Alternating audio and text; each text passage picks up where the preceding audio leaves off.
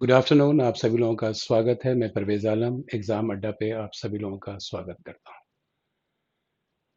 जैसा कि आप सभी लोगों को पता है, मैं रीज़निंग पढ़ाता हूँ और रीज़निंग सभी एग्ज़ामिनेशन के लिए बेसिकली मैं देखता हूँ।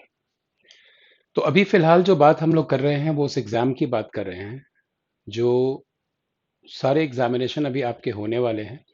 चाहे एसएससी से रिलेटेड किसी भी एग्ज़ाम की बात करें, मल्टीटास्किंग की बात करें या फिर हायर सेकेंडरी की बात करें या फिर ग्रुप सी, ग्रुप डी की बात करें या फिर सीपीओ की बात करें या फिर सीएचएसएल की बात करें या फिर सीजीएल की बात करें। तो एसएससी के सारे एग्ज़ामिनेशन हो गए, बैंकिंग के सारे एग्ज़ाम हो गए, रेलवे के एग्ज़ाम सारे हो गए। जैसे अभी बहुत ज़्यादा अभी बच्चे आप एनटीपीसी के लिए आप लोग देख रहे हो कि तैयारी कर रहे हैं क्योंकि अनाउंसमेंट आ गई है डेट के एग्ज़ाम की। तो कहीं न कहीं ये चीज़ बहुत इम्पोर्टेंट है कि हम लोग रीज़निंग को बहुत अच्छे तरीके से करें। सारे सब्जेक्ट हमारे लिए इम्पोर्टेंट है। कंपटीशन का मतलब ही होता है कि जब आप प्रतियोगिता में आते हो, तो आप ओवरऑल प्रिपरेशन करके जब जाते हो, आप ऑल राउंडर बन के जाते हो, तो आपके एग्ज़ामिनेशन में एग्ज़ाम को क्लियर करने की संभावनाएँ सबसे ज़्यादा होती है। अगर आप किसी भी सब्जेक्ट में आप वीक हैं, तो आपके चांसेस जो होते हैं, थोड़ी एग्ज़ाम में कम हो जाती है सफल होने में। तो ये ध्यान रखना है, सबसे पहले आपको अपने माइंड में ये बात रखनी बहुत ज़रूरी है कि आप जिस एग्ज़ाम की प्रिपरेशन कर रहे हैं, उसकी बहुत अच्छे तरीके से हर एक सब्जेक्ट को बहुत अच्छे से पढ़कर जाया जाए, क्योंकि एक-एक नंबर का आपके एग्ज़ाम में इम्पोर्टेंस है। और यहाँ पर शायद मेरे ख्याल से जितने लोग मेरे वीडियोज़ को देख रहे हैं, मुझे सुन पा रहे हैं, कुछ लोग यहाँ पर ऐसे भी होंगे जिनका 0.25 से 1 नंबर से 2 नंबर से 3 नंबर से उनका एग्ज़ामिनेशन रह गया होगा। और वो 1 नंबर, 2 नंबर, 3 नंबर बाद में इतना ज़्यादा आपको परेशान करते हैं कि काश थोड़ी-सी मेहनत और कर ली होती, तो हम अपने एग्ज़ाम को बड़े आराम से निकाल लिए होते। तो जनरली आप देखोगे कॉम्पिटिशन की तैयारी करने वाला 10-20 नंबर से फेल नहीं होता है। कॉम्पिटिशन की अगर आप तैयारी कर रहे हैं तो बहुत ही कम नंबर से अगर आपका सिलेक्शन किसी वजह से रुकता है, तो बहुत ही कम नंबर से आपका रुकता है। तो ये सबसे पहले आपके माइंड में होना चाहिए कि ओवरऑल सारे सब्जेक्ट को बहुत अच्छे तरीके से कवर करके हमें जाना है और अपने एग्ज़ाम को निकालना है। एग्ज़ाम को पास करने का सिर्फ पढ़ना नहीं है। सिर्फ ये इम्पोर्टेंट नहीं है कि हमें सिर्फ पढ़ाई करनी है, सिर्फ पढ़ाई करनी है, उससे एग्ज़ाम क्लियर हो जाएगा। नहीं, आप गलत सोचते हैं। एग्ज़ाम को पास करने के लिए बड़ी सारी चीज़ों का कंट्रीब्यूशन होता है आपकी लाइफ़ में। बहुत सारी चीज़ें होती हैं जो आपको मोटिवेट करती है एग्ज़ाम में आगे बढ़ने के लिए, अपने एग्ज़ाम को क्लियर करने में। तो सेल्फ मोटिवेशन एक फैक्टर होता है उसमें, जिसमें आप अपने आप को स्थिरता के साथ में, आप अपने आप को कंट्रोल के साथ में जुझारूपन दिखाते हुए आप प्रतियोगिता की तैयारी करते हो और एग्जाम को फाइनल निकाल लेते हो। क्योंकि कई बार आप देखोगे कि जब आप प्रिपरेशन करते हो तो आपके आसपास के जितने लोग होते हैं, सभी लोगों की नजर आपके ऊपर होती है कि ये बच्चा पढ़ रहा है, ये बच्चा पढ़ रहा है, एग्जाम इसका 100% क्लियर होगा। और किसी रीजन से अगर वो आपका एग्जाम क्लियर नहीं हो पाता है तो आप लाइफ में डिमोटिवेट भी होते हो, आपके अंदर फ्रस्ट्रेशन भी आती है। नहीं, ये बात नहीं है बेटा। पहली बार में बहुत कम स्टूडेंट होते हैं जो पहले अटेम्प्ट में एग्जाम को क्लियर कर पाते हैं। बहुत रेयर केस होता है बेटा। तो ये चीज सबसे पहले ये याद रखना है कि हमेशा अपने आप को ये नहीं सोचना है कि भाई इस बार मेरा एग्जाम नहीं हुआ तो अब मैं आगे नहीं कर पाऊंगा। हतोत्साहित नहीं होना है, अपने एग्जामिनेशन की प्रेपरेशन करना है। मेरी जनरली बच्चों के साथ बातचीत होती है, बच्चों के व्यूज मेरे पास आते हैं, बच्चों के मैसेजेस जब मेरे पास आते हैं तो उसमें होता है, कई बार बच्चे इस तरह की बात लिखते हैं तो मैं उनको यही समझाता हूं कि बेटा आपको अपना 100% देना है, आपको रिजल्ट की चिंता नहीं करनी है। तो देखिए, जिस प्लेटफॉर्म की मैं बात कर रहा हूँ, एग्जाम अड्डा की बात कर रहा हूँ, एग्जाम अड्डा ने बहुत ही बढ़िया बढ़िया टीचर आप लोगों को दे रखा है। हर सब्जेक्ट्स के बड़े स्पेशलाइज्ड टीचर आपको पढ़ा रहे हैं। तो सभी शिक्षक का आपकी कंपटीशन को निकालने में बहुत बड़ा योगदान रहेगा। हर सब्जेक्ट को पूरे इंटरेस्ट के साथ आपको पढ़ना है, सारी वीडियोस को बहुत अच्छे तरीके से आपको देखना है। एंड एक और फैक्टर है जो बहुत इंपॉर्टेंट है प्रतियोगिता के लिए, वो है रिवीजन का। आप जिस दिन जो कोर्स करते हैं उसी दिन अगर उस चीज को आप रिवाइज कर लेते हैं तो बेटा वो आपका 100% हो जाता है। सपोज करो कि आज मैं क्लास पढ़ाऊंगा आपको, आज मेरी क्लास के बाद घंटे 2 घंटे के बाद अगर सेम चीज को आप लेकर बैठते हैं और उसको अगर रिवीजन कर लेते हो तो कहीं एक आध पॉइंट इधर उधर हो रही होगी, तो वो एग्जाम का एक आध पॉइंट इधर उधर का जो होगा उस टॉपिक का, वो आपका मेकअप हो जाएगा और आप चीजों को बहुत अच्छे तरीके से समझ पाएंगे। तो रिवीजन भी करना है बहुत अच्छे से। तो चलिए आज की क्लास की शुरुआत मैं करता हूं। देखो, आपके एग्जाम में टॉपिक के बारे में एक चीज मैं आपको बता दूं। सबसे इंपॉर्टेंट है कि आप जिस एग्जाम की तैयारी कर रहे हो उस एग्जाम का एक प्रीवियस ईयर पेपर आपके पास हो। जनरली बच्चे मुझसे पूछते हैं, सर कौन सी बुक खरीदूं, कौन सी बुक खरीदूं। ये आपको मैं बता दूं, बेटा आपको बुक नहीं खरीदना है। टीचर के होते हुए अगर आपको टेक्स्ट बुक खरीदने की जरूरत पड़ जाए तो फिर टीचर के पढ़ाने का कोई फायदा नहीं है। टीचर का काम होता है कि आपके कंसेप्ट को क्लियर कर देना जो आप बुक से करना चाहते हो। कंसेप्ट जनरली बच्चे बुक क्यों खरीदते हैं? अपने कंसेप्ट को क्लियर करने के लिए बुक खरीदते हैं। प्रैक्टिस के लिए बच्चे बुक नहीं खरीदते हैं। बच्चा कंसेप्ट अपना क्लियर करना चाहता है, तो आप टीचर से क्लास में अपना कंसेप्ट क्लियर कीजिए। और प्रीवियस ईयर पेपर जिस एग्जाम की आप कर रहे हैं तैयारी, जैसे सीएचएसएल की कर रहे हैं तो आप सीएचएसएल की रखिए। अगर आप पुलिस डिपार्टमेंट की जॉब की कर रहे हैं तो उसकी प्रीवियस ईयर पेपर रखें। अगर बैंकिंग की आप कर रहे हैं तो बैंकिंग का आप एक प्रीवियस ईयर पेपर रखें। इससे दो फायदे होंगे। एक तो टीचर आपको जो पढ़ा रहा है उसके क्वेश्चन आप प्रीवियस ईयर पेपर में जब आप देखेंगे तो आपको लगेगा कि आपका टीचर आपको रेलेवेंट चीजें पढ़ा रहा है और इसको पढ़कर आपका एग्जाम क्लियर होगा। दूसरी इंपॉर्टेंट चीज है कि जिस दिन जो टॉपिक आप पढ़ते हो उसके क्वेश्चन आपको और मिल जाते हैं और उसकी प्रैक्टिस आप घर में करके उस टॉपिक को आप बहुत अच्छे तरीके से पूरा कर पाते हो। तो ये जरूर आप लोग याद रखना।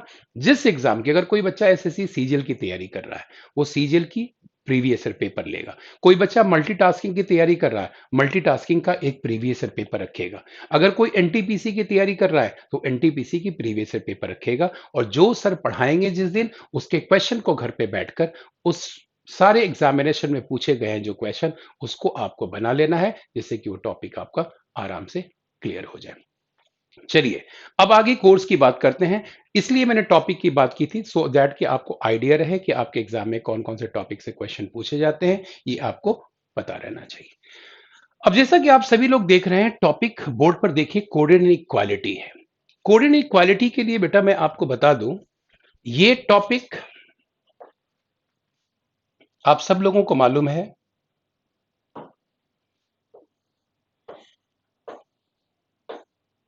कोडेड इनइक्वालिटी, ये लिखने पर आपको ये टॉपिक समझ में नहीं आएगा कि सर ने यहां पर क्या लिखा है। लेकिन जब मैं कुछ साइन का प्रयोग करूंगा तो आपको बहुत आसानी से क्वेश्चन को समझ में आने लगेगा कि ये सर इसमें क्या बताना चाह रहे थे। तो यहां पर बेटा आप लोगों को ध्यान में रखना है, ये साइन, ये साइन, ये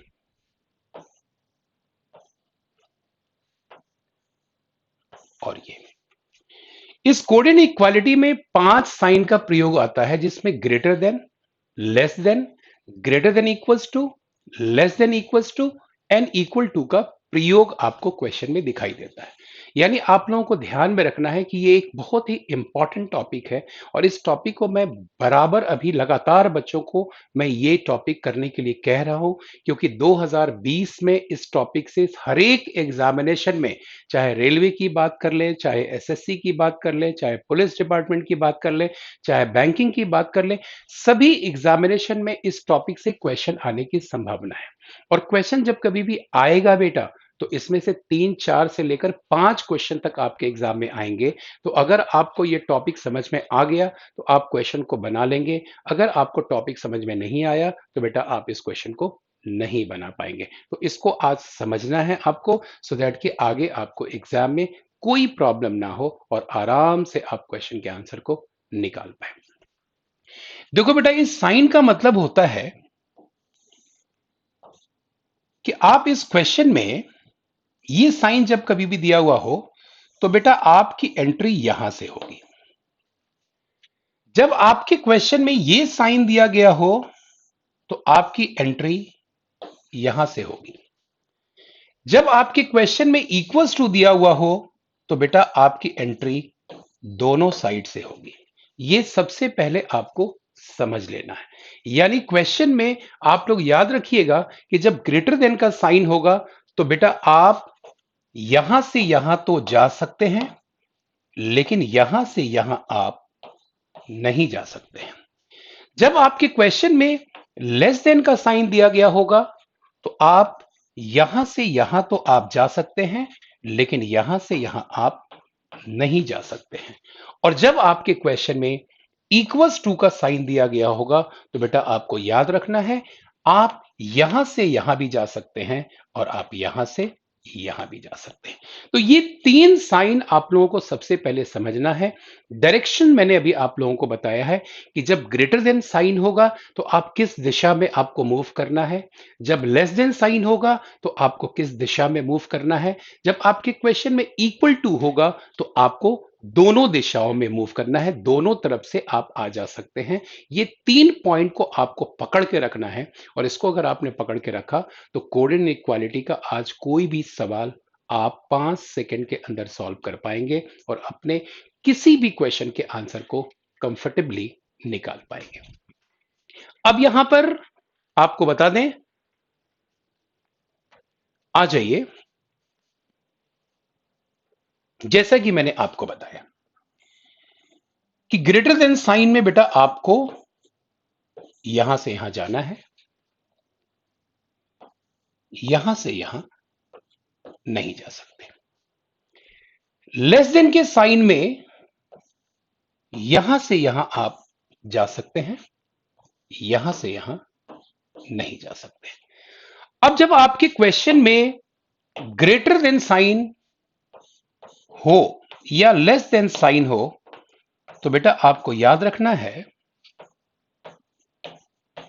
जहां से जहां पहुंचना हो, किसी एक स्थान पर, किसी एक स्थान पर कंफर्म साइन दिखना चाहिए। अब इस पॉइंट का मीनिंग क्या है इसको जरा समझना है आपको कि what is the meaning of this point. Sir ने ये क्यों लिखा कि जहां से जहां पहुंचना हो किसी एक स्थान पर कंफर्म साइन आपको मिलना चाहिए। सपोज कीजिए बच्चों आपको क्वेश्चन में दे दिया गया पी क्यू आर एस और आपके पास क्वेश्चन है पी ग्रेटर देन एस। अब आपको मैंने क्या बताया, ये आपका बेटा प्रश्न है, यानी पी से एस तक आपको पहुंचना है। तो पी से एस तक पहुंचने में मैंने आपको लिखवाया कि जहां से जहां आपको पहुंचना है किसी एक स्थान पर आपको कंफर्म साइन दिखना चाहिए। यानी पी से एस तक पहुंचना है, पी से एस तक पहुंचने में किसी एक स्थान पर आपको कंफर्म साइन अगर ग्रेटर देन का दिया हुआ है तो ग्रेटर देन दिखना चाहिए, लेस देन का दिया हुआ है तो लेस देन दिखना चाहिए। अब जरा इसको आप ध्यान दीजिए, पी से एस तक बेटा आपको पहुंचना था, पी से एस तक पहुंचना है, पी से क्यू तक हम पहुंचे, हमें कंफर्म साइन नहीं मिला। क्यू से आर तक पहुंचे, हमें कंफर्म साइन नहीं मिला, लेकिन आर से एस पर जैसे ही पहुंचते हैं हमें कंफर्म साइन मिल जाता है। यानी यहां पर ये पॉसिबल होगा और ये सीक्वेंस 100% करेक्ट हो जाएगा, ये आपका राइट आंसर हो जाएगा। यानी आपको क्या बताया, ये इक्वेशन आपको देकर अगर आपसे पूछे कि क्या पी एस से बड़ा है तो आपको याद रखना है बेटा कि पी से एस तक अगर आपको पहुंचना है तो पी से एस तक पहुंचने में किसी एक स्थान पर भी, जहां से जहां आपको पहुंचना है किसी एक स्थान पर भी अगर आपको ग्रेटर देन का साइन आपको मिल जाता है तो आपके आंसर 100% करेक्ट हो जाएंगे। यानी ये यहां पर 100% सही होगा और ये आपका राइट आंसर होगा। आगे बढ़ते हैं। अब सपोज कीजिए आपके पास इक्वेशन दे दिया गया,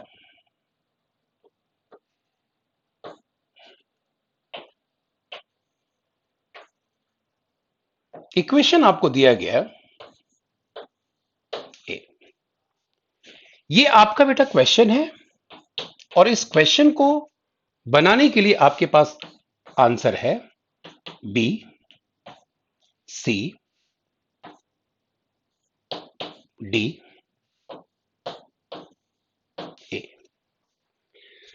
आप क्वेश्चन में क्या समझेंगे? सबसे पहले आपको मैंने क्या कहा था बेटा कि जब ये साइन होगा तो आप यहां से यहां जा सकते हैं, लेकिन यहां से यहां आप नहीं जा सकते।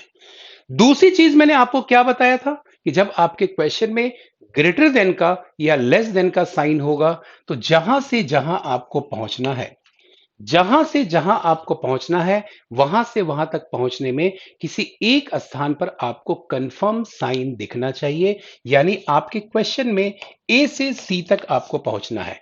अब बेटा हम इक्वेशन में देखेंगे कि ए से सी तक में हमें कहीं कंफर्म साइन मिल रहा है कि नहीं मिल रहा है। अब देखिए, ए से डी पर आ गए, कंफर्म साइन नहीं मिला।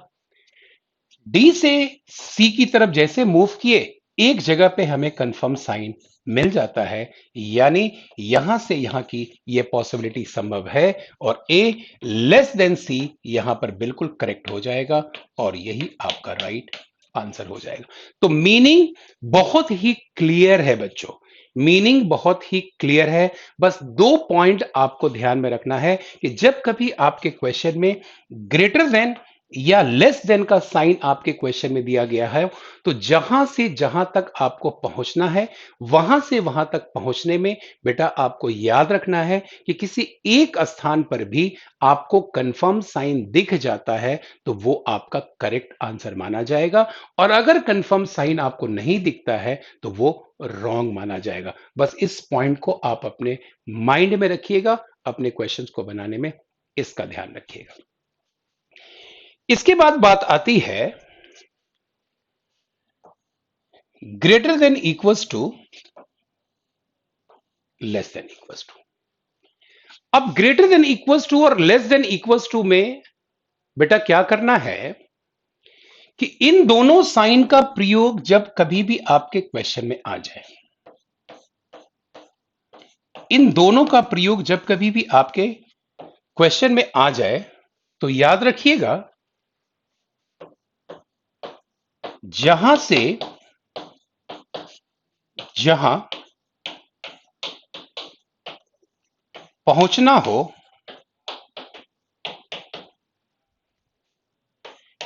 इक्वल्स टू का साथ नहीं छूटना चाहिए। इक्वल्स टू का साथ नहीं छूटना चाहिए। मीनिंग इज वेरी क्लियर कि जिस पॉइंट से लेकर हम जिस पॉइंट तक पहुंचेंगे, अगर आपके क्वेश्चन में ग्रेटर देन इक्वल्स टू की बात आ जाए या लेस देन इक्वल्स टू की बात आ जाए, तो बेटा आपको याद रखना है कि ग्रेटर देन इक्वल्स टू और लेस देन इक्वल्स टू के लिए जहां से जहां पहुंचना है वहां तक में इक्वल्स टू का साथ छूटना नहीं चाहिए।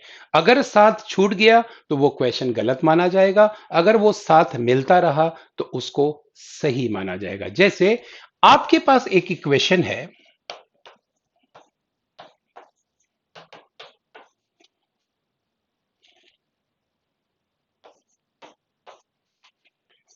और आपके पास क्वेश्चन आ गया ये। अब बेटा आपको क्वेश्चन में क्या दिया गया है, कहां से कहां आपको पहुंचना है? आपको ए से सी तक पहुंचना है और आपके क्वेश्चन में ग्रेटर देन इक्वल्स टू की बात की गई है। ग्रेटर देन इक्वल्स टू की बात की गई है, यानी ए से सी तक पहुंचने में कहीं पर भी इक्वल्स टू का साथ नहीं छूटना चाहिए। अगर साथ छूट गया तो वो क्वेश्चन गलत माना जाएगा, अगर साथ मिलता रहा तो वो क्वेश्चन सही माना जाएगा। अब हम इसको देखते हैं। ए से सी तक जाना है, यानी ए से सी तक जाना है। ए से बी पर आए, हमें इक्वल्स टू का साथ मिला। बी से डी पर आए, इक्वल्स टू का साथ मिला। डी से सी पर आए, इक्वल्स टू का साथ मिला। यानी ये वाला इक्वेशन 100% करेक्ट हो जाएगा और ये आपका राइट आंसर हो जाएगा। तो मैंने क्या लिखवाया था, जब आपके क्वेश्चन में ग्रेटर देन इक्वल्स टू या लेस देन इक्वल्स टू आपके पास हो, तो क्वेश्चन में जहां से जहां पहुंचना हो इक्वल्स टू का साथ नहीं छूटना चाहिए। जहां से जहां तक पहुंचना हो इक्वल्स टू का साथ नहीं छूटना चाहिए, वो इक्वेशन आपका सही माना जाएगा और यहां पर a greater than equals to c बिल्कुल करेक्ट माना जाएगा और आपके आंसर 100% सही होंगे। तो चाहे ग्रेटर देन इक्वल्स टू की बात की जाए या लेस देन इक्वल्स टू की बात की जाए, आपको याद रखना है कि जहां से जहां पहुंचना हो वहां से वहां पहुंचने में इक्वल टू का साथ नहीं छूटना चाहिए। तो आज की क्लास में सिर्फ 2 पॉइंट बताया मैंने आपको, केवल 2 पॉइंट बताए और इस 2 पॉइंट के बेस पर आप कोई भी क्वेश्चन को कंफर्टेबली बना लेंगे। कैसा भी क्वेश्चन आप आसानी से बना सकते हैं और अपने आंसर को आराम से निकाल लेंगे। पहला पॉइंट आपको क्या सिखाया था, आप लोगों को याद होगा। पहला पॉइंट आपको सिखाया बेटा मैंने कि जब आपके क्वेश्चन में ग्रेटर देन या लेस देन का प्रयोग हो, जहां से जहां पहुंचना हो किसी एक स्थान पर कंफर्म साइन दिखना चाहिए, किसी एक स्थान पर कंफर्म साइन दिखना चाहिए। और इसका एग्जाम्पल मैंने आपको यहां पर बताया था क्वेश्चन में, यानी आप ए से सी तक अगर पहुंचते हैं तो ए से सी तक पहुंचने में किसी भी एक स्थान पर आपको कंफर्म साइन मिल जाएगा तो वो सीक्वेंस सही माना जाएगा। तो आपको क्या सिखाया, जब ग्रेटर देन और लेस देन की बात जब आपके क्वेश्चन में है तो जहां से जहां पहुंचना हो किसी एक स्थान पर कंफर्म साइन दिखना चाहिए। बाकी मैंने आप लोगों को ग्रेटर देन और इक्वल्स टू और लेस देन इक्वल्स टू में बस इतना आपको बताया है कि जब इन दोनों साइन का प्रयोग आपके क्वेश्चन में होगा, greater than equals to less than equals to की बात जब आपके क्वेश्चन में होगी, तो मैंने आप लोगों को क्या सिखाया, जहां से जहां पहुंचना हो इक्वल्स टू का साथ नहीं छूटना चाहिए। ये आपको ध्यान में रखना है कि इक्वल्स टू रहेगा तो वो समीकरण सही होगा, वो इक्वेशन करेक्ट माना जाएगा, और अगर इक्वल्स टू नहीं रहेगा तो वो क्वेश्चन गलत माना जाएगा। यहां तक का पॉइंट आई होप कि आप सब लोगों को क्लियर हो गया होगा। अब हम लोग आते हैं क्वेश्चन पे।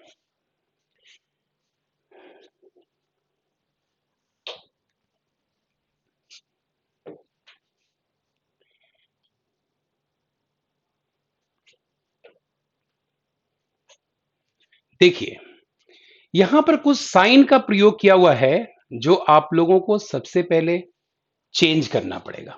एग्जाम में ये आपके इक्वेशन दिए हुए आते हैं और इसको आप लोगों को ध्यान में रखना है कि इस साइन का मतलब क्या होता है। जैसे क्वेश्चन में दिया हुआ है कि P eight the rate Q का मतलब है कि P ना तो बड़ा है ना ही बराबर है। तो P अगर बड़ा भी नहीं है और बराबर भी नहीं है तो इसका मतलब होगा P क्यू से छोटा है।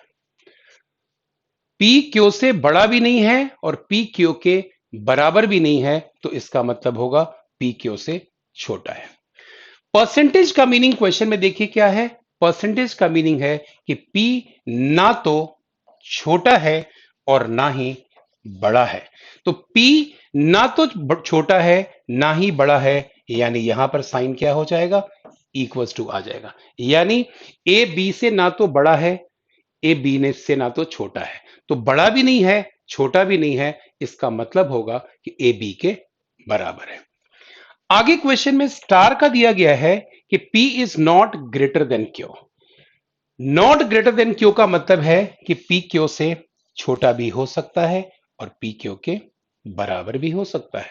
और आगे P डॉलर क्यू का मतलब है कि P या तो बड़ा है या फिर बराबर है। तो यहां पर डॉलर का मीनिंग आ जाएगा greater than equals to q आ जाएगा।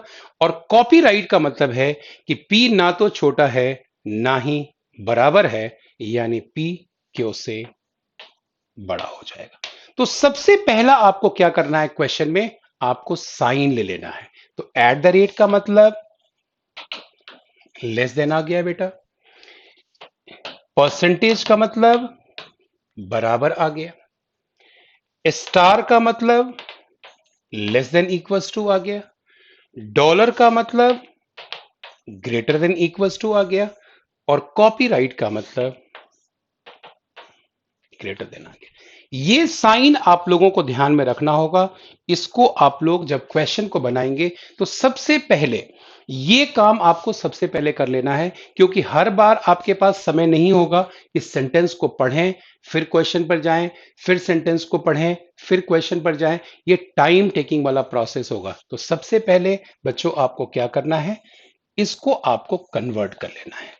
ये कन्वर्ट जब आप कर लेंगे तो आप क्वेश्चन को बहुत आसानी से बना पाएंगे, अपने क्वेश्चन को निकाल पाएंगे। तो एक बार यहां से यहां एक बार समझ लीजिए आप लोग बहुत अच्छे तरीके से, सो दैट कि आपको मीनिंग समझ में आ जाए, और फिर जब हम क्वेश्चन पर आएंगे तो हम क्वेश्चन को बहुत आसानी से कर सकते हैं। तो इसको एक बार सब लोग समझिए, पहले क्या है, 10 सेकेंड का टाइम, इसको समझिए।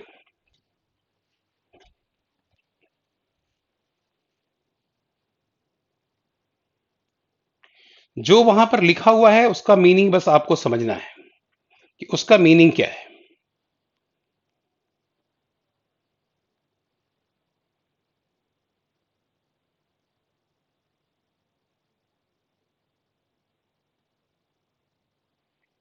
इसका मीनिंग क्या है सबसे पहले आप लोगों ने देख लिया। अब ये मैंने क्यों आप लोगों को कहा था, ये अब आपको समझ में आएगा कि ये मैंने क्यों कहा, क्योंकि अब इसका उपयोग हम लोग अपने क्वेश्चन में करेंगे।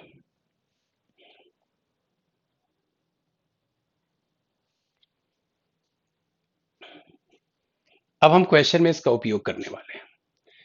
अब बच्चों जरा यहां पर क्वेश्चन में सब लोग देखोगे, अब आपके क्वेश्चन को सेकंड में बनाने की तैयारी हो गई है, और आप अब किसी भी सवाल को बहुत ही आसानी से आप हल कर लोगे और अपने क्वेश्चन को बहुत अच्छे से बना पाओगे, बहुत अच्छे से आपके क्वेश्चंस को बनेंगे। सबसे पहला क्या काम करना है, सबसे पहले जो काम करना है उसमें आपको देखना है कि स्टार का मीनिंग क्वेश्चन में क्या था। तो बेटा क्या था स्टार का मतलब, स्टार का मतलब था H less than equals to के। स्टार का मीनिंग ये था। इसके बाद आपके पास एट द रेट था।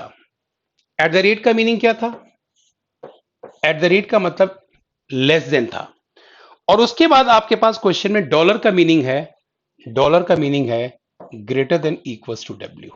अब बेटा आप लोगों ने क्या किया, ध्यान दीजिएगा सब लोग, बहुत सिंपल अब हो गया है। स्टार का साइन ये है बेटा, एट द रेट का साइन ये है, और डॉलर का साइन ये है। अब ये बनाने के बाद हम डायरेक्ट अपने क्वेश्चन पर आएंगे, डायरेक्ट अपने क्वेश्चन पर आएंगे, और पहले इक्वेशन को हम चेक करेंगे कि क्या ये सही है या गलत है। डॉलर का मीनिंग सबसे पहले क्वेश्चन में देखो क्या है, डॉलर का मीनिंग है ग्रेटर देन इक्वल्स टू, तो N greater than equals to W. अब मैंने आपको क्या कहा था, इसको अब आपको प्रूव करना है। मैंने आपको क्या सिखाया था, कभी भी ग्रेटर देन इक्वल्स टू का साइन आ जाए तो जहां से जहां तक पहुंचना है वहां से वहां तक पहुंचने में इक्वल्स टू का साथ नहीं छूटना चाहिए। अब एन से डब्ल्यू तक आपको, एन से एच तक आपको पहुंचना है बेटा, क्वेश्चन में आपके एन से एच तक आपको पहुंचना है। अब जरा देखिए बेटा, एन से डब्ल्यू तक आप पहुंचे, आपको साथ मिल गया, लेकिन आपको आना कहां था, एन से एच की तरफ आना है। तो एन से एच की तरफ आने में जैसे ही आप एन से के पर आए, पहले स्थान पर ही इक्वल्स टू का साथ छूट गया है, क्योंकि एन यहां पर है और एच यहां पर है। तो बेटा आपको कहां से आना है, एन से एच की तरफ आना है। और मैंने आपको सिखाया था कि जहां से जहां तक आपको आना है वहां से वहां तक जाने में ग्रेटर देन इक्वल्स टू की बात अगर की जाए तो ध्यान रखना कि इक्वल्स टू का साथ नहीं छूटना चाहिए। एन से के पर जैसे आए इक्वल्स टू का साथ छूट गया, आंसर गलत हो जाएगा। हो गया भाई आंसर, हो गया आंसर। क्योंकि ग्रेटर देन इक्वल्स टू की बात हो या लेस देन इक्वल्स टू की बात हो, जहां से जहां तक पहुंचना हो वहां से वहां तक पहुंचने में इक्वल्स टू का साथ नहीं छूटना चाहिए। एन से एच तक जाना था, एन से के पर जैसे पहुंचे पहले स्थान पर ही साथ छूट गया, ये गलत हो जाएगा। सेकंड वाला चेक करते हैं। एट द रेट का मतलब है बेटा less than W less than H। अब बेटा आपको H से W तक जाना है। क्या सिखाया था मैंने? जब आपके क्वेश्चन में लेस देन का साइन या ग्रेटर देन का साइन हो, जहां से जहां पहुंचना हो, वहां से वहां पहुंचने में किसी एक स्थान पर कंफर्म साइन आपको दिखना चाहिए। बेटा आपको कहां से कहां जाना है? एच से डब्ल्यू पर जाना है। अब बेटा देखो, एच से डब्ल्यू पर कैसे जाओगे? पहली जगह पे ही रास्ता बंद है। आपको बताया था कि इसमें आप यहां से यहां नहीं जा सकते हैं, यानी H यहां पर है, W यहां पर है, पहली स्थान पर ही रास्ता बंद है, क्योंकि इसमें यहां से यहां आप नहीं जा सकते हैं, यानी H से W तक जाना संभव नहीं है। सेकेंड ऑप्शन भी रॉन्ग हो जाएगा और आपका आंसर नीदर 1 नॉर 2 हो जाएगा और यही आपका करेक्ट आंसर हो जाएगा। तो कितना सिंपल है ये सोचो जरा कि आपको मैंने सिर्फ 2 पॉइंट के बेस पर कोई भी आंसर निकालने का प्रोसेस सिखा दिया है। आराम से आपको बस साइन को कन्वर्ट करना है और उसको चेक कर लेना है कि सही आंसर है या गलत आंसर है। नेक्स्ट क्वेश्चन एक और देखिएगा। आइए बेटा इसको देखिए।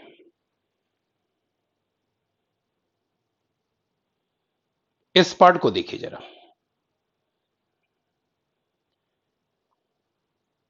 साइन सबसे पहले देखना है बेटा। कॉपीराइट का मीनिंग क्वेश्चन में क्या था? कॉपीराइट का मीनिंग बेटा, तो आप कहेंगे सर कॉपीराइट का मतलब ग्रेटर देन था, तो H ग्रेटर देन के। परसेंटेज का मीनिंग क्या था? तो आप कहेंगे सर परसेंटेज का मीनिंग इक्वल्स टू था। और एट द रेट का यूज क्या था बेटा? आप कहोगे सर एट द रेट का मतलब लेस देन था। तो आपने क्या किया? कॉपीराइट की जगह पे बेटा ये लिख दिया, परसेंटेज की जगह पे आपने ये लिख दिया और एट द रेट की जगह पे आपने ये लिख दिया। अब ये इक्वेशन आ गया है बेटा। अब इस इक्वेशन के आधार पर अब हमें क्वेश्चन को चेक करना है। बहुत सिंपल हो जाएगा हमारे लिए। पहला आ जाते हैं एन। कॉपीराइट का मतलब होता है बेटा ग्रेटर देन के। अब आपको यहां पर एन ग्रेटर देन के प्रूफ करना है, यानी एन से के तक जाना है बेटा। और एन से के तक जाने में आपको क्या सिखाया था कि बेटा जब ग्रेटर देन और लेस देन का साइन हो तो एन से के तक पहुंचने में किसी एक स्थान पर कंफर्म साइन दिखना चाहिए। अब देखते हैं भाई, एन से के तक आना है भाई। एन से आर पर आए, बिल्कुल आ सकते हैं यहां से यहां।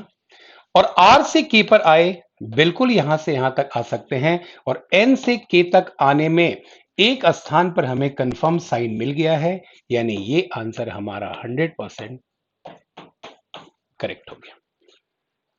मजा आया?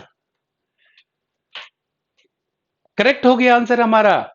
एन से के तक हमें पहुंचना था, एन यहां पर है, के यहां पर है। मीनिंग समझ में आया? मीनिंग ये था कि एन से के तक पहुंचने में किसी एक स्थान पर आपको कंफर्म साइन दिखना चाहिए था। और एन से के तक जब हम आते हैं तो पहली ही बार में हमें कंफर्म साइन यहां पर मिल जाता है, यानी ये संभव है। पहला आंसर करेक्ट हो गया। सेकेंड ऑप्शन में आते हैं बेटा। आर परसेंटेज एच है और परसेंटेज का मीनिंग क्या है बेटा? इक्वल्स टू है। क्या आर एच के बराबर है? इसको प्रूव करना है बेटा। क्या आर एच के बराबर है? अब जरा देखो बेटा, इसको प्रूव करना है। ध्यान दीजिएगा सब लोग। आर एच के बराबर है ये प्रूव करना है। देखो एच के से बड़ा है, एच के से बड़ा है और के और आर दोनों बराबर हैं। तो मुझे एक बात बताओ कि ए बी और सी दोनों से बड़ा है, ए बी और सी दोनों से बड़ा है, तो बेटा क्या होगा? ए बी से भी बड़ा हो जाएगा और ए सी से भी बड़ा हो जाएगा। तो यहां पर यही है दिया हुआ कि एच के से बड़ा है और के और आर दोनों बराबर हैं, तो एच अगर के से बड़ा होगा तो एच आर से भी बड़ा होगा। आर बराबर एच नहीं हो सकता है क्योंकि आर एच से छोटा है, एच आर से बड़ा है। सेकेंड ऑप्शन यहां पर रॉन्ग हो जाएगा, पहला ऑप्शन यहां पर सही होगा और यही आपके करेक्ट आंसर हो जाएंगे। तो कितना सिंपल है, मजा आ रहा है। सिर्फ और सिर्फ साइन को चेंज कर रहे हैं हम, कोई कंसेप्ट नहीं है, कुछ रट्टाफिकेशन नहीं है, कुछ ऐसी चीजें आपको नहीं बताई कि बार बार आप अपने नोटबुक को देखो, एग्जाम देने से पहले भी पढ़कर जाओ, पूरी जिंदगी पढ़ते रहो, ऐसा कुछ नहीं बताया। दो पॉइंट सिर्फ बताया कि ग्रेटर देन और लेस देन का साइन हो तो जहां से जहां पहुंचना है वो किसी एक स्थान पर कंफर्म साइन दिख जाए, और greater than equals to less than equals to हो तो जहां से जहां पहुंचना हो इक्वल्स टू का साथ नहीं छूटना चाहिए। ये दो चीजें मैंने आपको सिखाई है और उसी पे सारे क्वेश्चन हमारे बन रहे हैं। चलिए एक क्वेश्चन और आपको कहते हैं, और देखिए क्वेश्चन, और थोड़ा सा इस पॉइंट को हम लोग क्लियर करते हैं। बेटा देखिए क्वेश्चन में क्या है, डॉलर का प्रयोग है, ध्यान से देखिएगा, डॉलर का प्रयोग है।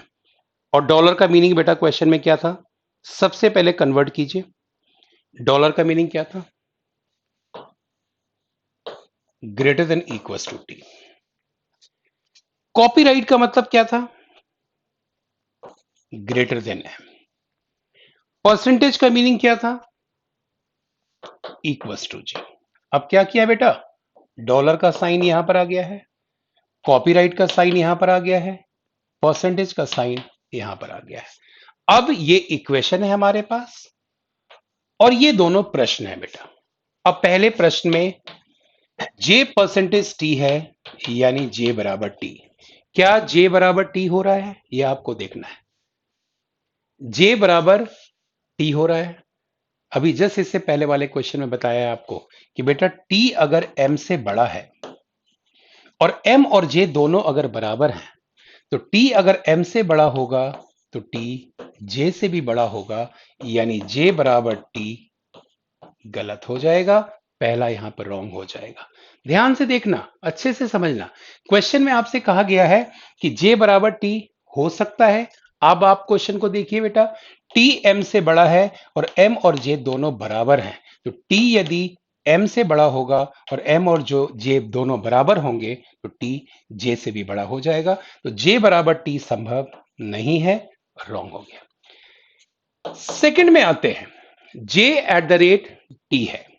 एट द रेट का मीनिंग क्या था बेटा, अपने क्वेश्चन में देखो, साइन में देखो, स्टार्टिंग में लिखवाया है एट द रेट का मीनिंग क्या है।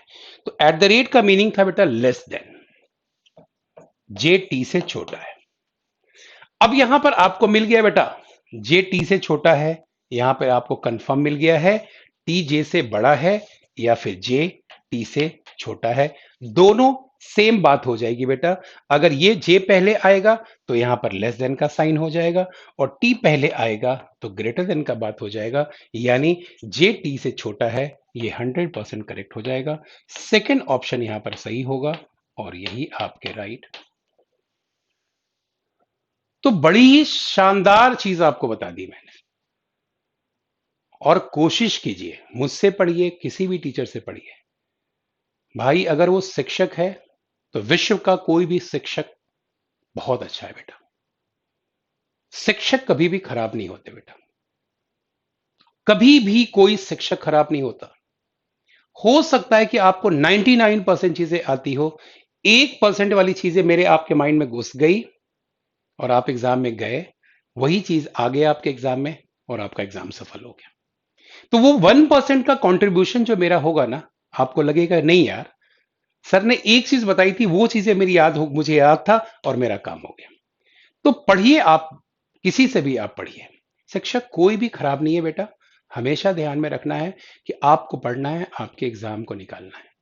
आप देखेंगे विश्व में जितने लोग सफल हुए हैं, सक्सेस हुए हैं, इस रियलिटी को आपको एक्सेप्ट करना होगा बेटा, इसको मानना पड़ेगा आपको कि जो इंसान जिंदगी में आगे बढ़ता है वो जिंदगी में सीखता रहता है, सीख लेता रहता है और आगे बढ़ता है। तो हर रोज सीखना है बेटा, हर रोज आपकी लर्निंग होनी चाहिए। सुबह आप उठे और शाम में जब आप, रात में जब आप सोने जा रहे हैं तो आपको एनालिसिस करना है कि आज आपने कितनी चीजें सीखी है। आपने 5 वोकैबुलरी आज आपने सीखा, आज आपने 10 मैथ्स के क्वेश्चन आपने बनाए, आपने 10 बायोलॉजी के क्वेश्चन आपने लर्न किए, 10 आपने इडियम्स एंड फ्रेजेस आपने बनाए, शाम में आपको लगा, जब आप रात में सो रहे थे, जब आपने सेल्फ इवैल्यूएशन किया, तो आज आपको लगा कि आज मैंने 50 चीजें सीखी। दूसरे दिन फिर आप गए सोने के लिए, फिर आपने अचीवमेंट देखा, आज सुबह से मैं शाम तक का मेरा क्या अचीवमेंट है। 5 क्वेश्चन रीजनिंग के बने हैं, 5 क्वेश्चन इतिहास का मैंने किया है, 5 क्वेश्चन मैंने ज्योग्राफी के मैंने किए हैं। आपकी अचीवमेंट है। लेकिन बेटा आप बेड पे जाते हैं और आप सुबह से शाम तक का इवैल्यूएशन करते हैं और आपको पता चलता है कि आपने आज कुछ नहीं किया, तो बेटा आपसे कंपटीशन दूर होता चला जाएगा।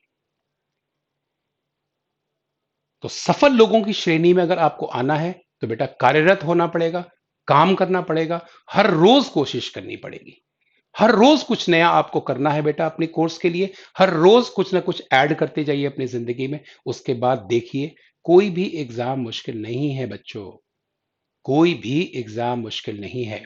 इतने सालों से मैं पढ़ा रहा हूं बेटा, कोई ऐसा डिपार्टमेंट नहीं है जहां पर मेरे स्टूडेंट ना हो। आप मेरी बात का विश्वास कीजिएगा, कोई ऐसा डिपार्टमेंट नहीं है जहां पर मेरे स्टूडेंट ना हो। तो अगला नंबर आपका है बेटा। मैं भी प्राउड से फिर बोलूंगा मैं कि आप भी मेरे स्टूडेंट हो और आपका भी सिलेक्शन हुआ है। तो जिंदगी आगे बढ़ने का नाम है बेटा। हर रोज आपके लाइफ में कुछ ना कुछ ऐड होनी चाहिए बेटा, है ना। जब आपके लाइफ में एडिशन होगा ना, तो आपकी खुशियां मल्टीप्लाई होगी, है ना। आज आपके पिता सिर्फ अगर अर्निंग है, कल आप भी हो गए। लाइफ में खुशी है यार, आपके आपके परिवार में, आपके फैमिली में, छोटे भाई बहनों में खुशियां बढ़ेगी। तब एक कमाते थे, पिता कमाते थे, आज आप भी कमा रहे हो। तो ये सारी चीजें आपके माइंड में होगी, तब होगी जब बेटा आप प्रयासरत होंगे अपने एग्जाम को निकालने के लिए, आप एग्जाम को क्लियर करने की पोजीशन में होंगे, तब ये चीजें आपको समझ में आएगी, ऐसे नहीं। तो सभी शिक्षक अच्छे हैं बेटा, किसी से भी पढ़ना है, सीखना है लेकिन, है ना। चलिए इसी क्रम में आगे बढ़ते हैं, एक क्वेश्चन और आपको दिखाते हैं। देखिए यहां पर क्वेश्चन को ध्यान से देखिएगा और इसमें क्या है जरा समझना है बेटा इसको। साइन का मतलब सबसे पहले कन्वर्ट कीजिए। तो एट द रेट का मतलब था बेटा लेस देन ए। स्टार का मतलब था लेस देन इक्वल्स टू, और कॉपीराइट का मतलब था ग्रेटर देन ए। तो अब जरा क्वेश्चन में देखिए, ये साइन इसका हो गया, ये साइन इसका हो गया, ये साइन इसका हो गया। अब आपके पास डब्ल्यू डॉलर बी है, और डॉलर का मीनिंग आपको समझना है बेटा कि आपके क्वेश्चन में डॉलर का मीनिंग क्या था दिया हुआ, क्या था डॉलर का मीनिंग, जल्दी से बता दो सब लोग। Greater than equals to, greater than equals to. अब जरा क्वेश्चन को देखिएगा, डब्ल्यू से बी तक आपको जाना है और ग्रेटर देन इक्वल्स टू आ गया है बेटा, यानी डब्ल्यू से बी तक जाने में इक्वल टू का साथ नहीं छूटना चाहिए। अगर इक्वल टू का साथ नहीं छूटा तो आपका आंसर सही हो जाएगा, और इक्वल टू का साथ छूट गया तो आंसर गलत हो जाएगा। तो कहां से कहां जाना है बेटा, डब्ल्यू से बी तक जाना है। सबसे पहले हम डब्ल्यू से एम पर आए, क्योंकि तभी हम एम से बी तक पहुंच पाएंगे। डब्ल्यू से एम पर आए, पहले स्थान पर ही साथ छूट गया, गलत हो गया बेटा। 1 सेकंड लगा, 1 सेकंड लगा आंसर को निकालने में। कोई बच्चा नहीं कह सकता है कि सर बड़ा मुश्किल था। कहां से कहां जाना था बेटा, डब्ल्यू से बी तक जाना था, और डब्ल्यू से बी तक जाने में डब्ल्यू को बी से कौन मिलाएगा, एम मिलाएगा। डब्ल्यू से एम पर ही हम नहीं पहुंच पाए, इक्वल्स टू का साथ छूट गया, पहले स्थान पर ही इक्वल्स टू का साथ छूट गया, इससे ये क्वेश्चन गलत हो जाएगा। सेकंड में आपके पास है a less than equals to W. अब बेटा क्या है, डब्ल्यू से ए तक आपको जाना है, और डब्ल्यू से ए तक जाने में फिर से आपको बता दूं, इक्वल टू का साथ नहीं छूटना चाहिए। डब्ल्यू से ए तक जाने में इक्वल टू का साथ नहीं छूटना चाहिए। अब डब्ल्यू को ए से कौन मिलाएगा, एम मिलाएगा। डब्ल्यू से एम पर जैसे पहुंचे, इक्वल टू का साथ छूट गया, ये भी गलत हो जाएगा। आपका answer neither one not two हो जाएगा। हो गया काम आपका, हो गया काम आपका। कितना टाइम लग रहा है? सीक्वेंस चेंज कर रहे हैं, साइन चेंज कर रहे हैं, क्वेश्चन को यूज कर रहे हैं, आंसर को निकाल रहे हैं। आइए एक और देखते हैं। चलिए इसको कन्वर्ट करेंगे बच्चे। सबसे पहले बी बराबर टी हो गया। कॉपीराइट का मतलब था बेटा ग्रेटर देन, कॉपीराइट का मतलब ग्रेटर देन था। और उसके बाद आपके पास है स्टार, स्टार का मतलब था लेस देन। कर दिया भाई। अब हम आ जाते हैं यहां पर कॉपीराइट, डी कॉपीराइट बी है। अब क्या है बेटा, डी से बी तक पहुंचने में किसी एक स्थान पर कंफर्म साइन दिखना चाहिए। डी से बी तक पहुंचने में किसी एक स्थान पर कंफर्म साइन दिखना चाहिए। डी से एम तक आप आ गए, एम से आगे ही नहीं बढ़ पाओगे क्योंकि बेटा रास्ता बंद है। आपको बताया था कि यहां से यहां आप नहीं जा सकते हो क्योंकि रास्ता बंद है। यहां पर पहला इक्वेशन गलत हो गया। सेकंड में आते हैं, m less than equals to B है। अब बेटा b से m तक जाना है और b से m तक जाने में अगर लेस देन इक्वल्स टू आया है तो एक बात याद करो जो स्टार्टिंग में सबने बताया था कि ग्रेटर देन इक्वल्स टू या लेस देन इक्वल्स टू जब भी आ जाए क्वेश्चन में, जहां से जहां तक पहुंचना हो वहां से वहां तक पहुंचने में इक्वल टू का साथ नहीं छूटना चाहिए। क्वेश्चन को देखो बेटा जरा ध्यान से और सर को बताओ। बी से एम तक आना है बेटा, बी यहां पर है, एम यहां पर है। बी से टी पर हम आ गए, इक्वल्स टू का साथ नहीं छूटा, लेकिन टी से एम पर जैसे आए इक्वल्स टू का साथ छूट गया, यानी ये भी गलत हो जाएगा और आपका answer neither one not two हो जाएगा। तो ये प्रोसेस कमाल का प्रोसेस है। इसी तरीके से हर टॉपिक में जब आप कुछ नया सीख कर जाते हैं, क्योंकि आपके एग्जाम का एक बता दूं,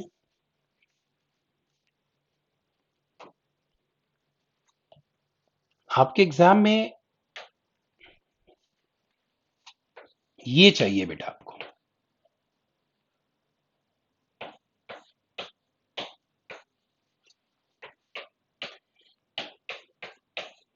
ये है बेटा आपके एग्जाम का मंत्र।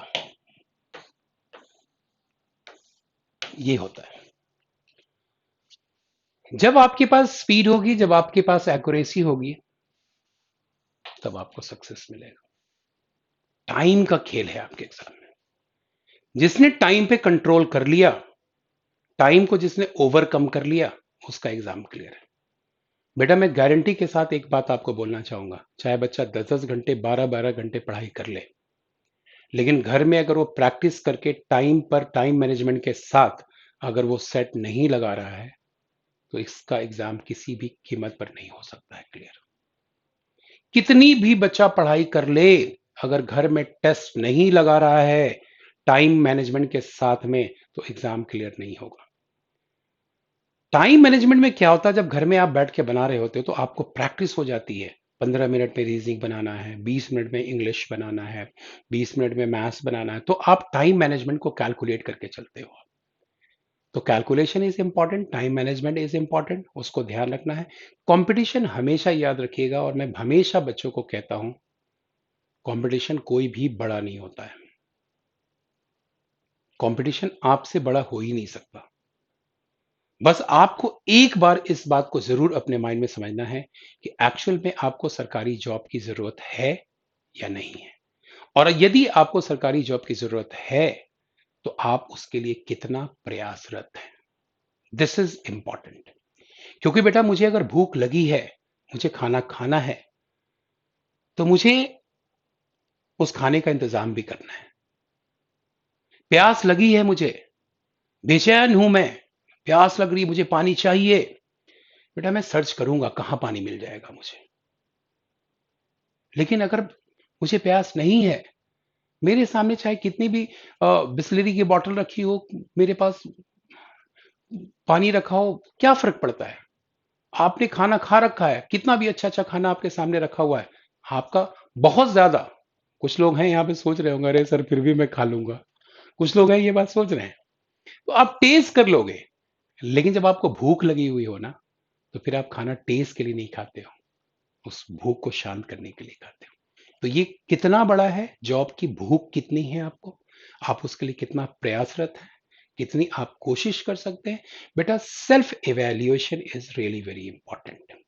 माँ बाप की आंखों में बैठकर देखना है एक बार, क्या मैं अपने माँ बाप के सपनों को साकार कर पा रहा हूं। जवाब मिल जाए कि हाँ मैं अपने माँ बाप के सपनों को साकार कर पा रहा हूं, तो बेटा आप निश्चिंत रहिए। लेकिन अपने माँ बाप को देखकर आपको लगता है कि नहीं यार, अभी तक तो मैंने इनकी खुशियों का ध्यान नहीं रखा है, तो बेटा कहीं ना कहीं आप बैकफुट पर हैं। पढ़ाई कीजिए, there is no shortcut way of success. सफलता का कोई छोटा रास्ता नहीं है। जितनी मेहनत, सफलता उतनी जल्दी आपको मिलेगी, उतनी जल्दी आप सरकारी जॉब में आएंगे। और मेरा आशीर्वाद आप सभी लोगों के साथ है, दिल से है कि आप सभी लोग जीवन में कामयाब हों, अपने एग्जाम को क्लियर करें। तो ऐसे ही हम लोग नए नए टॉपिक पर आएंगे, नई नई चीजें हम सीखेंगे, एग्जाम ओरिएंटेड चीजों को पढ़ेंगे। जो एग्जाम्स में आते हैं उसको हमें पढ़ना है। और जैसा कि स्टार्टिंग में मैंने आपको बताया था, प्लीज प्लीज प्लीज, जिस एग्जाम की तैयारी कर रहे हो, एक प्रीवियस ईयर पेपर अपने घर पे रखो। मैं पढ़ा रहा हूं या आप किसी भी शिक्षक से आप पढ़ रहे हो, आप ये एनालिसिस खुद से बैठ के कर पाओ कि टीचर एग्जैक्ट एग्जाम ओरिएंटेड चीजें मुझे करा रहा है या नहीं करा रहा है। अगर करा रहा है तो आपकी दिशा, सही दिशा में आपकी तैयारी जा रही है, और अगर नहीं करा रहा है तो बेटा उस पैटर्न को चेंज करने की जरूरत है। तो पढ़ाई कीजिएगा अच्छे से, मुलाकात होगी फिर आप लोगों से। आप सभी लोगों का दिल से धन्यवाद, और आप सभी लोगों के लिए, आपके फ्यूचर के लिए, आपके भविष्य के लिए सुखद कामना करता हूं कि जल्दी से जल्दी आप अपने जीवन में कामयाब हों, अपने एग्जाम को निकालें और अपने मंजिल को, अपने सपनों को पूरा कर पाए। जय हिंद, जय Bharat. Thank you so much. Thank you.